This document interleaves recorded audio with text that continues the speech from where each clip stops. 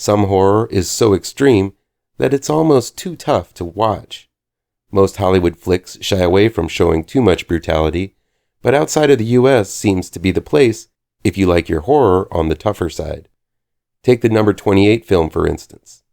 This is M.L. Miller Fright's Best in Horror Countdown 2022 through 2023, counting down the best in horror within the window of October 1st, 2022 through September 30th, 2023.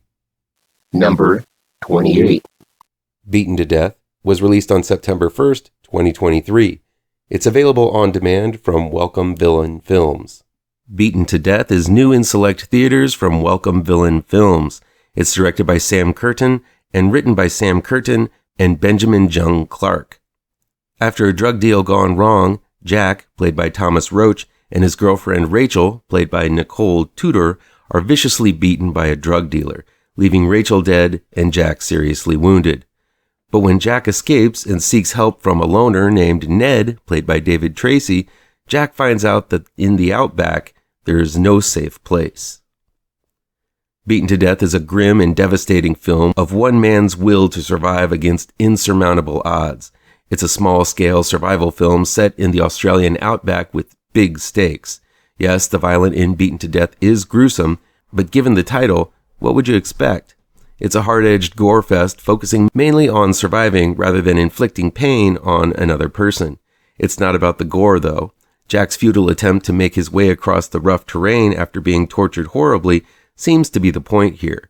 It's quite a nihilistic viewpoint, but you have to admire the protagonist's will to keep going despite the horrors that he's been through.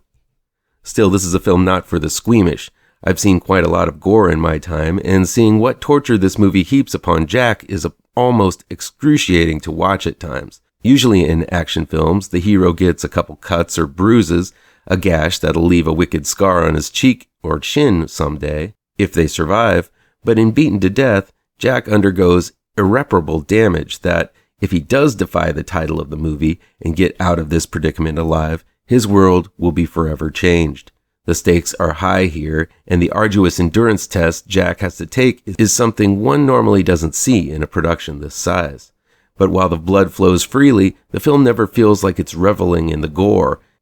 Instead, it highlights the true horror of the violence one person can inflict upon another and takes it to the absolute extreme. Though most of the time he is gasping for air or screaming in pain, Thomas Roach gives his all in a physically demanding performance. But the real standout is the towering menace of David Tracy, who plays Ned. With long gray hair and a weathered face, the Man-Mountain seems to be more dinosaur than man. I've never seen this actor before, but this guy has presence and commands every scene he's in.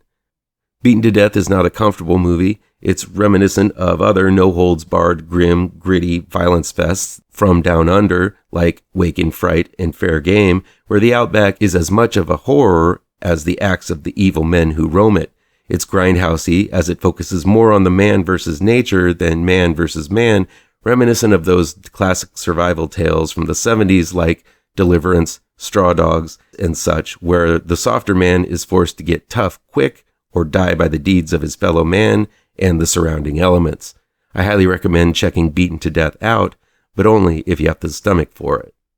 Re-released this year, which is when I saw it first, is CALVAIRE, a grueling and twisted film from France that simply pairs well with the brutal Beaten to Death, more so than any other film this year. CALVAIRE, aka The Ordeal, was re-released on February 24th, 2023, and is streaming on Shudder. It's directed by Fabrice du Welz and written by Romain Protat and Fabrice du Welz. After wrapping up a concert at an old folks' home, singer Mark Stevens, played by Laurent Lucas, is approached by one of the elderly ladies and then one of the healthcare workers who both seem to have misguided feelings for him. As he drives across the countryside to get his next gig, his tire blows and he's forced to walk through a dark forest to find shelter. What he finds is a lonely innkeeper named Bartel, played by Jackie Bourroyer, who is happy to accommodate for Mark, but soon Bartel's enthusiasm for company takes a bizarre, perverse, and dark turn. CALVAIRE was part of the French extreme horror renaissance that flipped the genre on its head in the aughts. Like its contemporaries, Martyrs, Haute Tension, Frontiers, and Inside, Calvaire delivers the type of horror you just didn't see in American horror at the time then, and even still. This is not a polished film. For the most part, this is a modern version of the Texas Chainsaw Massacre. There's even a dinner scene that is the closest to matching the manic hysteria reached in the original Texas Chainsaw Massacre film that I've ever seen, with Bartell mocking Mark as he is being driven utterly insane. There are even close-ups to Mark's dilated eyes, which dart around much like Marilyn Burns's did in Texas Chainsaw. While it is a tried and true trope to see a dinner scene such as this in the Texas Chainsaw Massacre series, it was a wonderful homage in Calvaire. But that's just the tip of the twisted iceberg in terms of the horrors you'll experience with Calvaire. The film is about a person being degraded so much that he loses his own humanity and becomes a mere object to possess. Anyone who encounters Mark sees something in him that they want and don't really care about how he feels about the situation. It's a sad and inhumane thing to watch as everything Mark embodies is stripped away and he becomes a blank slate for everyone to project their own desires upon. It's horrifying and uncomfortable seeing him put into this position at the beginning with the elderly woman and the healthcare worker, but soon you realize as the story goes on that everyone thinks of him in this way. And then you begin thinking about how everyone sees everyone else in this way, in one sense or another, in this world that often interacts with each other in terms of what they can do for you. It's a pessimistic and nihilistic view of the world, but sadly, it's kind of accurate.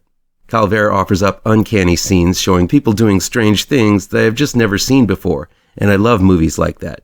There's a truly bizarre scene in a bar where the locals work themselves up into a frenzy that is at first comical, yet still utterly bone-chilling. There's a scene reminiscent of Taxi Driver where the camera floats to the ceiling and watches the horrifying offense unfold from above. There's a slow pursuit through a swampy forest that is as tense as it comes. Just when you think Mark has made it to safety, he finds himself into deeper and more perverse trouble. Plus, there's a screeching pig that shows up like a nuke in the final act. You can't beat that. While Laurent Lucas delivers a rather pitiful performance as Mark, who breaks down into tears often during the scenes of capture and torture, it still feels legitimate. You may be screaming for him to toughen up and fight back, but his reaction to these horrifying situations seem like they are very real. It's the type of performance that isn't very flattering, but it'll make you wonder if you would be the tough action hero in this situation or a crying, blubbering wuss. Jackie Barroyer is the real standout as the delusional Bartell, who truly believes his dead wife has returned to him in the form of Mark. The strange way he tries to befriend Mark with his terribly told jokes makes for some uncomfortable moments. And then when Bartell is forced into action and he begins lashing out at his own town, he commands every scene. It's a performance that looks effortless, but so much pain and loneliness is put into every pitiful and cruel thing he does.